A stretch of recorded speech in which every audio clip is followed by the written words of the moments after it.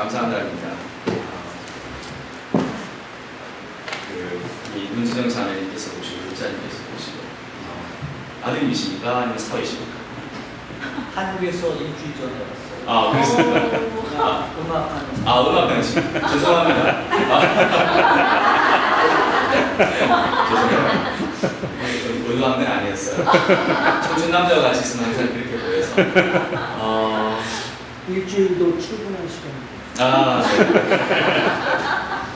사실은 제가 우리 문지영 자매님에 대한 얘기를 듣고 난 뒤에 참 감사했어요. 왜냐하면 맨하탄 데에서 생활을 하시고 저는 링컨 홀이 더 마음에 드실 텐데 여기에 와서 또 사역을 그렇게 하신다고 해서 쉽지는 않을 텐데 이게 고민이 많이 될 텐데 무엇이 사람들이 이렇게 끌고 가나 하는 생각을 했었어요. 하나님이시죠. 하나님께서 지치지 않게 하시고 또 주의 탈로처럼 많은 사람들에게 희망과 기쁨을 주시는 사역을 정말 주님께 주십니다. 아멘. 요즘에 주님의 뜻을 묻는, 하나님의 뜻을 묻는 일들이 점점 많아지고 있습니다. 저는 요즘에 늘 그래요. 질문도 많고요. 그리고 하나님에 대해서 불만도 좀 많습니다. 죄송합니다. 저는 개인적으로 충분한 그런 이유가 있다고 생각을 해요. 하나님이 요즘 점점 마음에 들지 않나 하시고 있습니다. 그러나 하나님께서 우리들로 하여금 이렇게 하시는 이유가 무엇인가? 한 시간을 넘게 차를 타고 보면서 생각을 해봤습니다. 답은 별로 없어요. 늘 기도하고 얘기하는 것들이 대답 없는 곳을 향해서 그냥 외치는 것 같고 그냥 웃는 것 같습니다. 답답해요. 그래서 그런지 모르겠지만 요즘에 그 말씀을 나누는 것이 주님의 뜻이 되는 것 같아요. 지난주에 어떤 본문을 한 번 더 읽는 겁니다. 더 읽고 그리고 오늘의 제목을 주님의 뜻 2탄으로 정했습니다. 약간 요약을 해야 될 것 같아요. 지난번에 우리 같이 나눴던 것을 저 복습하는 거 굉장히 좋아합니다. 우리 시드니한테 복습하는 거 얘기하면 굉장히 짜증을 내는데 그래도 중요하다고 생각합니다. 잠깐 한번 돌아가 볼게요. 어떤 얘기를 우리가 한 2, 3주 정도 했느냐 하나님의 뜻을 찾는데 몇 가지 우리들을 방해하는, 정확하게 바르게 찾아나가는 데 방해하는 요소가 있다라고 얘기를 나눴습니다. 주님의 뜻을 얘기할 때 항상 우리는 하나님의 뜻과 미래를 연관시키는 것은 문제가 있는 어프로치다라는 얘기였었어요. 그리고 어떤 일, 내가 정말 좋아하는 일, 그 열정과 또는 이런 것을 연관시키는 습관도 하나님의 뜻이 아닐 수 있다라는 얘기였습니다. 주님의 뜻이라는 것은 미래에 있는 어떤 일들을 알고 행하기 위한 우리에 의해서 얘기하는 것이 아니고 또 성경의 본문은 얘기하기를 현재 이 자리에서 구원을 이루는 마음으로 사는 것, 하나님과 동행하는 것이 주님의 뜻이다. 그러니까 컨셉 자체가 완전히 바뀌어요. 데피니션 자체가 바뀌어버리는 것이었다는 거죠. 또 한 번 우리가 생각해봤던 것은 뭐냐면 주님의 뜻을 성공하는 것과 관련시키는 것이 우리의 문제였지 않았나라고 반성해보았습니다. 오늘 이 본문, 또 지난주에 우리가 보았던 본문처럼 그리스도인으로 살게 되면 사실은 폼나는 일이 별로 없어요. 또 그리스도인으로 살면서 폼나는 일을 추구하고 그것을 복으로 이해하는 것은 굉장히 문제가 있는 시간인 거예요. 폼나는 일을 찾고 뭔가 거창한 것을 원한다면 예수를 안 믿는 게 더 좋아요. 왜냐하면 예수는 폼나게 안 돌아가셨기 때문에 그렇습니다. 십자가에서 돌아가셨습니다. 우리는 아무리 그거를 디스토트하고 트위스트 한다고 해도 그 본질적인 것은 바꿀 수가 없어요. 예수님은 폼나게 돌아가시지 않으셨어요. 그래서 성공으로 연관시키는 거니까 이런 어프로치 자체가 사실은 우리가 문제가 있다. 그러니까 점점점 우리는 사는 것이 힘들어지는 거예요. 괜히 예수쟁이가 됐나 싶은 거죠. 그리스도를 살면서 그래서 여러 가지 좋은 날도 있고 나쁜 일도 있고 다 생기는데 어떤 것은 하나님의 축복이고 어떤 것은 하나님의 처벌이다. 이렇게 얘기할 수 없다라는 겁니다. 대신에 주의 뜻이라는 것은 현재 여기에서 좋은 일이든지 나쁜 일이든지 관계없이 무엇이든지 관계없이 주님과 동행하는 것, 주님과 만나는 것, 그것이 주님이 우리를 향한 뜻이지 않을까 묵상해 보았습니다. 무엇을 얼마나 잘 하느냐가 아니라 어떻게 우리가 주님과 살아나가느냐라는 것이요. 그러므로 우리의 기도도 우리가 추구하는 삶의 내용도 다 바꾸어지는 거예요. 오늘 아침은 주님의 뜻이 이렇게 주님과 동행이라는 정의로 나타나게 되면 우리들에게 주어지는 그 베네핏이 있는데 우리가 잠시 그 부분을 지난주에 얘기했어요. 그것은 자유함이었다라고 얘기했습니다. 사도 바울이 여기에서 여러 가지 일을 경험하는데 이것이 옳고 나쁜 것에 관한 얘기가 아닌 이분법적인 그런 것이 아니라 오히려 자유로운 여러 가지 선택 중에서 일어나는 일들이었다는 것을 얘기를 나누죠. 자유함이라는 것은 어떤 것이냐면 주님과 동행한다는 조건 하에서 어떠한 직업도 어떠한 비즈니스도 어떠한 공부도 다 가치가 있고 아름다운 것이라는 겁니다. 키친에서 일을 하는 것도 법정에서 누구를 디펜드하는 것과 마찬가지로 귀하고 아름다운 직업이라는 겁니다. 우리들 사람들 머릿속에 항상 하이라키컬 시스템이 들어있어서 1등부터 100등까지 등급을 나눈 것에 대해서 얼마나 익숙한지 몰라요. 그리고 1등은 축복이고 100등은 저준 거예요. 노웨이, 그렇지 않다는 겁니다. 100가지의 다양한 초이스를 우리가 선택하는 것, 그 선택의 그 자유로움을 우리한테 하나님께서 주신 것이 아닙니다. 심지어 나쁜 것까지도. 그게 지난주에 얘기했었어요. 기억나십니까?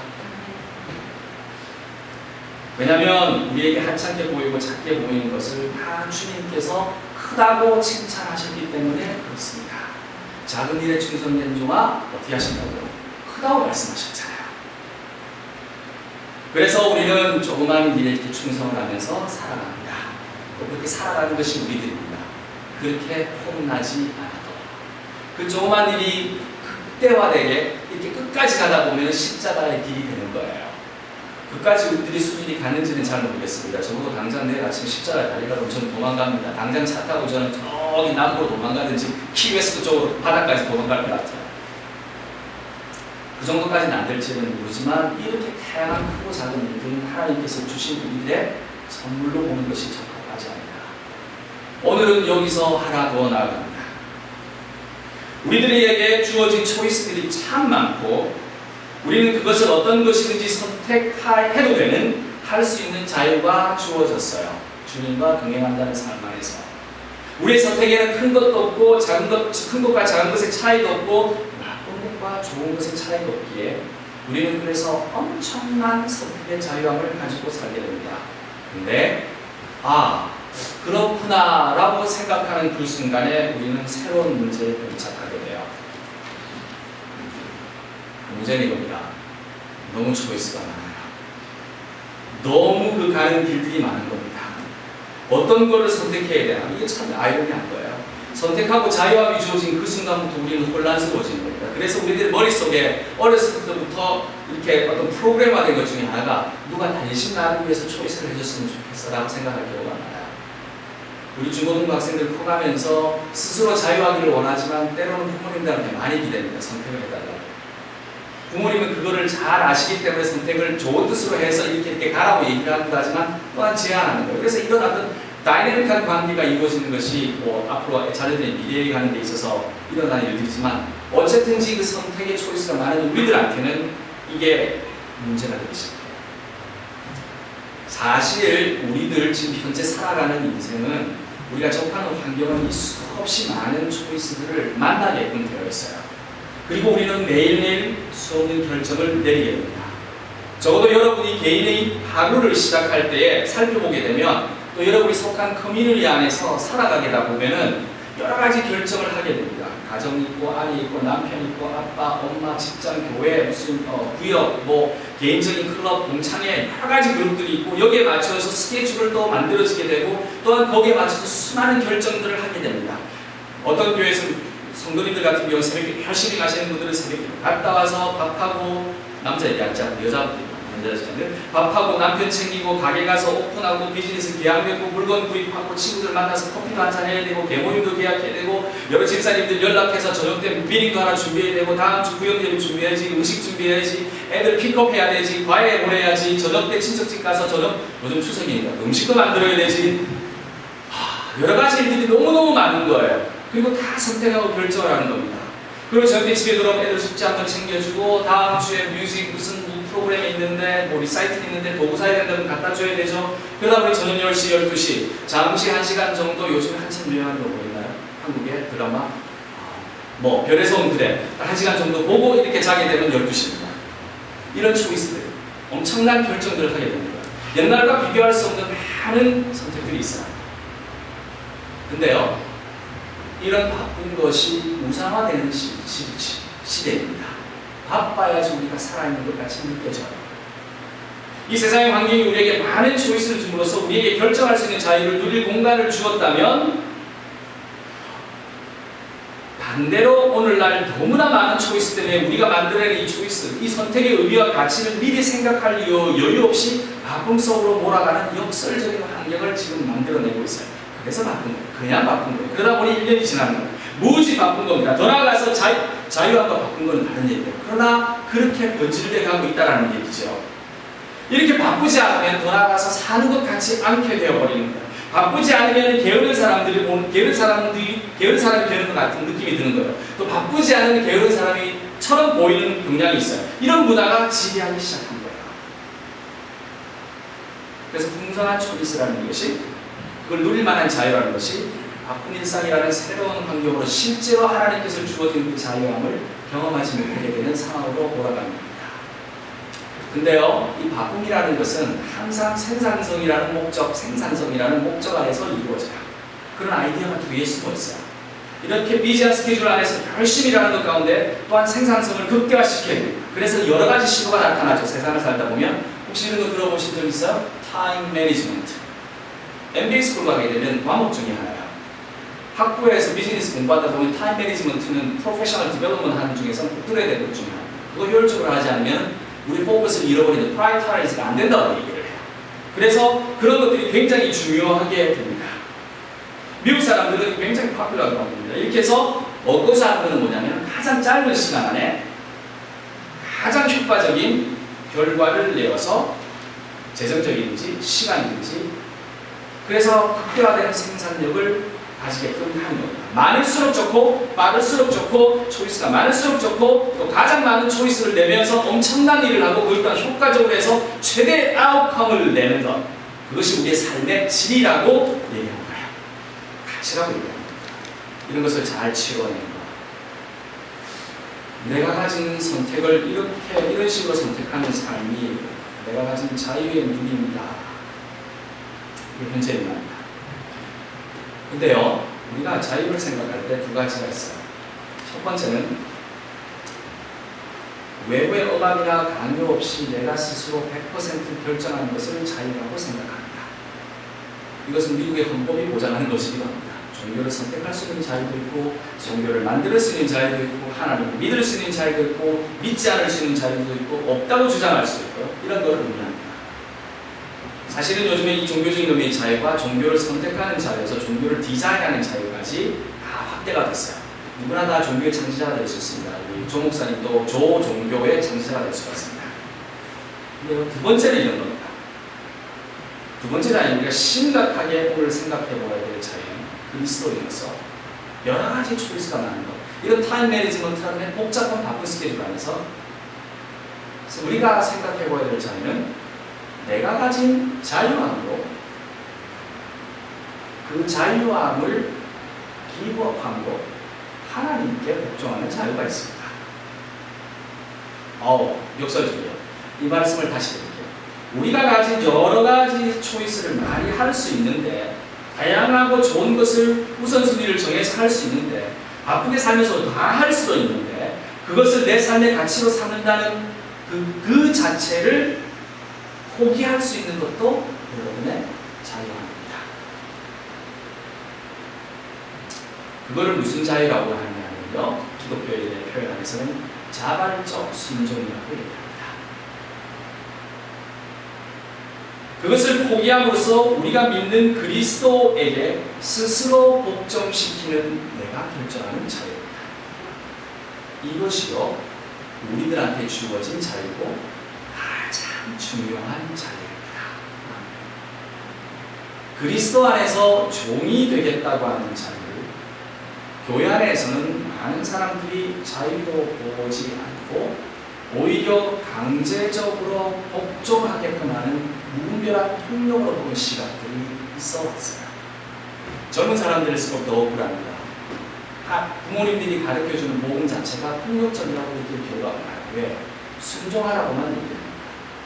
그러나 하나님께서 주신 우리들에 대한 자유는 이 신앙을, 이 믿음을 내려오는 전통은 스스로 순종해서 받아들여야 할 과정이 필요하게 됩니다.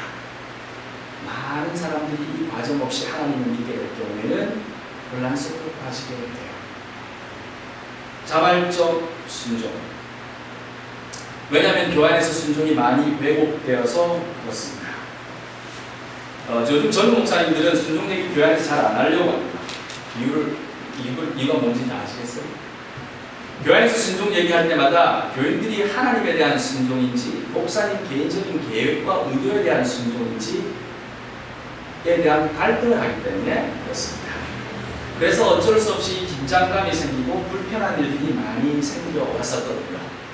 그래서 하나님께서 우리들한테 주어주신 그 자유함의 최고봉인 자발적인 순종이라는 것이 왜곡된 채 편협하게 해석되어 순종이라는 아름다운 덕목이 바닥에 떨어져 있습니다.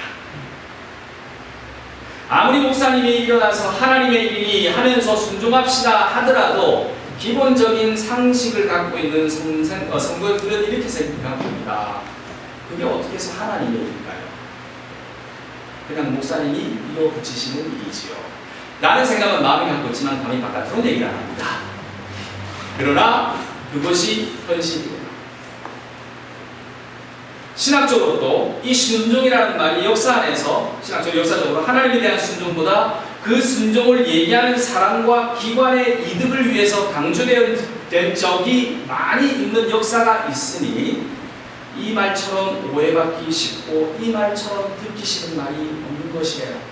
이 자발적인 순종이라는 말. 이것을 알고 있는 젊은 사람들, 젊은 목사님들 같은 경우에는 별로 안 하고 싶어 합니다. 제가 아는 애들도 그래요. 심지어 정당한 정직한 순종에 관해서도 그것이 도전이고 귀하고 아름다운 일임에도 불구하고 귀찮으니까 오해받을까봐 안 한다는 경향이 나타나는 건데 얼마나 안타까운 일이에요. 순종이 언제 제일 많이 나오나요?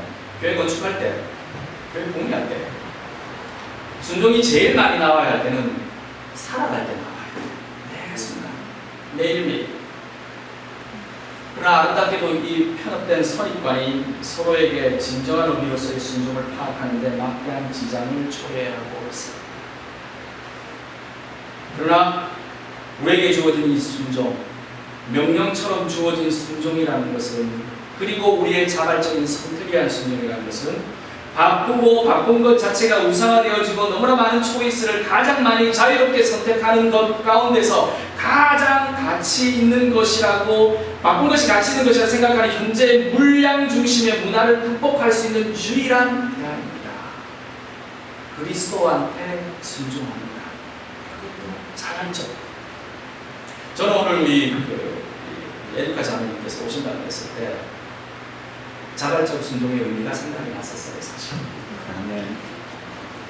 그냥 얘기할게요. 안 해도 되잖아요.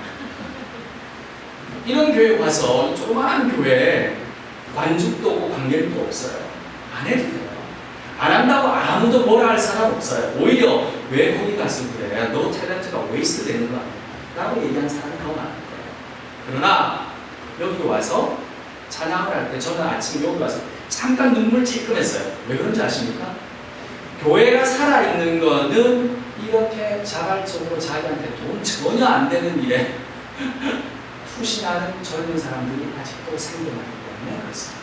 아멘. 네. 그래서 감사해요. 감사해요. 너무 칭찬하나? 저 목사님한테 뭐 얻어본 거 하나도 없어요. 처음 뵀습니다. 그래서 아름다운 겁니다. 이것이 우리들한테 필요한 것 같아요. 중요한 초이스로서 먼저 선택하게 되는 것. 그리고 내가 원하는 초이스의 가장 중요한 것을 포기함으로써 순종하는 자리를 선택합니다.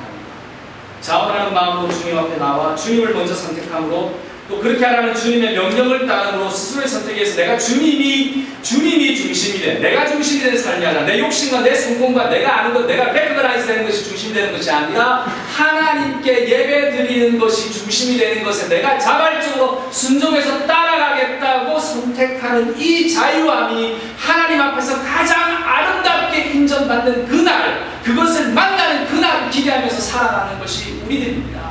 아멘. 근데 그 모습을 교회에서 볼 수가 없다는 얼마나 안타까워요. 그 모습을 바깥에서 볼 수 없다는 얼마나 안타까워요. 저는 감사한 게 생명나무 교회가 그것을 경험해요. 가끔씩 권사님이 삼계탕 만들어 주실 때 경험해요. 안 하셔도 되는데 저는 교회 음식 제발 좀 간소하게 하자 그래도 그냥 삼계탕으로 나오시면 제발 권사님 다음엔 노 삼계탕 그냥 국수. 상대방 목숨. 삼계탕. 자발적인 이런 어떤 잘 선택, 순종하는 선택. 우리가 하고 싶은 것, 육신을 위해서, 이익을 위해서 하고 싶은 것 포기하는 것, 이것은 쉬운 삶이 아닙니다. 힘들어요. 좁은 문과 같은 길입니다. 오늘의 본문 여러분께서 보셨지만 지난번에도 한 번 읽었지만 제가 여러분을 대신해서 읽어드릴게요. 우리가 모든 일에 하나님의 일꾼으로 자천하여 많이 견디는 것과 환난과 궁핍과 고난과 매맞음과 갇힘과 난동과 수고로움과 자지 못함과 먹지 못함 가운데서도 깨끗함과 지식과 오래 참음과 자비함과 성령의 감화와 거짓없는 사랑과 진리의 말씀과 하나님의 능력으로 우리의 무기를 좌우에 가지고 영광과 욕됨으로 그러했으며 악한 이름과 아름다운 이름으로 그러했는가. 우리는 속이는 자 같으나 참되고 이렇게 살았더니 스스로 자발적으로 선택해서 이 길을 갔더니 우리는 속이는 자 같으나 다른 사람들이 우리 보고 거짓말쟁이라고 하고 우리는 그렇게 욕을 먹었지만 우리는 참되고 무명한 자 같으나 아무도 알아주지 않지만 우리는 유명한 자요. 죽은 자가 같으나 다른 사람들로부터 쟤들은 아무것도 아니야. 그러나 우리는 살아있고 징계를 받은 자 같으나 우리는 맨날 맹맞고 욕먹고 하지만 죽임을 당하지 아니야. 근심하는 자 같으나 항상 기뻐하고 가난한 자 같으나 많은 사람을 부유하게 하고 아무것도 없는 자 같으나 모든 것을 가진 자다. 모든 것을 가지신 것 같으세요? 아멘. 저는요, 이 본문을 읽으면 저는 그냥 너무 마음이 찔려서 지난주에 다시 읽으면서 와, 하나님 정말 심하십니다. 저 근심 안 하고 싶거든요. 저 가난하고 싶지 않은 거예요. 저 아무것도 얻고 싶지 않아요. 저 가지고 싶어요. 공부하러 오셨습니까? 네. 잘 되고 싶으십니까? 미래가 있으니까 공부하러 오셨잖아요. 미리 기독교인이어서 먼저 때려드릴게요. 유명한 자 되고 싶으세요? 오늘 성경 말씀이 무명한 자 같으나 하나님께서 탤런트를 잘 활용하셔서 정말 이 본문이 적당하지 않은 것 같은데 좀 마음이 아프네요. 처음 배워오신 분한테. 그러나 모든 분들한테 우리 같은 예수 믿는 사람들이 따라갈 때에 기초가 되는, 가이드가 되는 본문일 수밖에 없는 게 이럼에도 불구하고 우리는 이런 삶을 살아야 되는 거예요. 좋은 문과 같은 길입니다. 좋은 문, 우리의 그리스도의 삶과 연관지어서 생각할 때 우리는 흔히 유년주일학교에서 배웠던 그런 이미지를 가지고 있어요. 몇 개의 문이 여러 개 있어요. 이렇게 있어요. 여기 銅 문도 있고 여기는 황금으로 된 문도 있고 저기 적당히 큰 문도 있고 무지 좋은 문도 있습니다. 그리고 우리는 그 중에 하나를 선택을 할 걸 강요받습니다. 어린애들한테 좋은 문으로 들어가라 가르치는 거예요. 신학교 가라고 얘기하는 거예요. 신학교가 좋은 문이라고. 왜 이러십니까? 요즘 신학교가 큰 문입니다. 한때 한 10년 전만 해도 큰 문이었었어요. 비즈니스 스쿨도 있고 신학교도 있고 법대도 있고 여기서 좋은 문은 신학교라는 겁니다. 어쨌든지. 그러나 좋은 문이라는 것도 사실상 우리들이 선택하는 어떤 커리어를 얘기하는 건 아니에요. 기독교인의 삶을 산다는 것은 커리어가 아닙니다.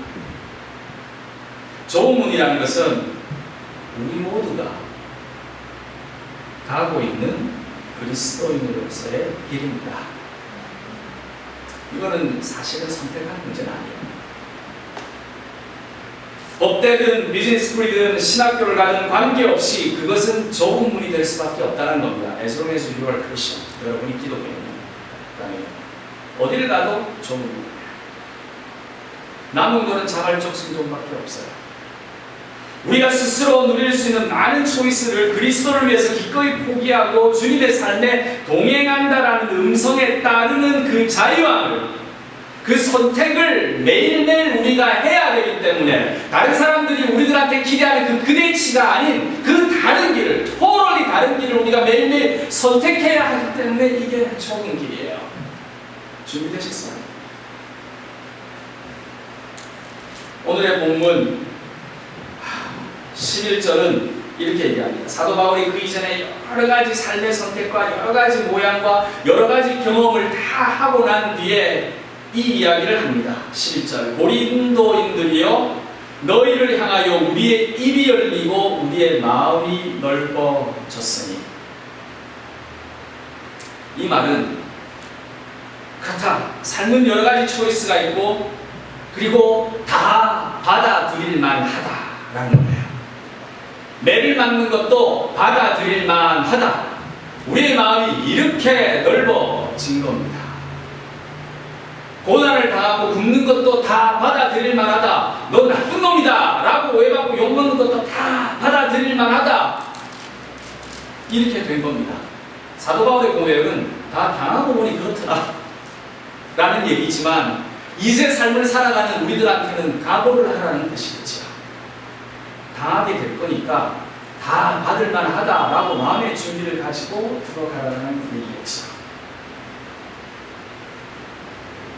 그러나 세상의 모든 것을 다 바꾸어도 하나님을 향해서 선택하는, 하나님께 순종하는 그 좁은 길만은 바꿀 수가 없다는 것입니다. 7장 1절에는 이렇게 얘기합니다. 그런즉 사랑하는 자들아 이 약속을 가진 우리는 하나님을 두려워하는 가운데서 거룩함을 온전히 이루어 육과 영의 온갖 더러운 것에서 자신을 깨끗하게 하자. 남은 것은 이제 우리들한테 주어진 이 좁은 길을 알고 하나님을 두려워하는 마음으로 끝까지 달려가자 하는 거예요. 마태복음 7장 7장에 이렇게 표현합니다. 생명으로 인도하는 길은 협착하고 찾는 이가 적은 길이다 라고 얘기합니다. 이 길이 정말 이렇게 좁아서 그럴까요? 저는 금칠한 길을 가도 좁은 길일 수밖에 없다고 생각합니다. 그리스도인으로 살아간다. 이 길은 왜 그렇게 좁냐면요, 우리가 가지고 있는 개인적인 이기심, 우리가 가지고 있는 욕심, 세상에 대한 그 공명심, 세상으로부터 인정받고 싶어하는 그 마음을, 하나님을 두려워하는 마음으로 살아가다 보니 하나님께서 우리들을 어떻게 하느냐면 쥐어짜는 겁니다. 쥐어짜서 계속 좁게 만드는 거예요. 자발적으로 순종 안 할래? 그럼 내가 더 짤 거야 라고 정말 하나님께서 우리들한테 얘기하시는 것 같은 거예요. 그렇게 이 가는 길을 좁게 만들어서 하나님께 순종하는 이 자유를 실천하게끔 하기에 좁은 문이라는 표현을 쓰신 것 같아요. 근데요, 이게 우리가 가진 자유인 겁니다. 이 역설적인 진리가 너무나 기쁘기도 하지만 힘들어요. 죄송합니다. 오늘 아침에 차를 타고 오면서 이 얘기를 할 수 있을까, 이 밥상을 나눌 수 있을까 생각했습니다. 그러나 해야죠. 준비했는데 여러 가지 많은 선택 가운데서 자유 속에서 가장 중요한 것은 주님을 따르는 순종하는 자유를 선택하여 매일매일 두려운 마음으로 하나님을 섬기고 동행하며 좋은 길을 가는 것이 우리들한테 주어진 삶입니다. 그러므로 순종하십시오.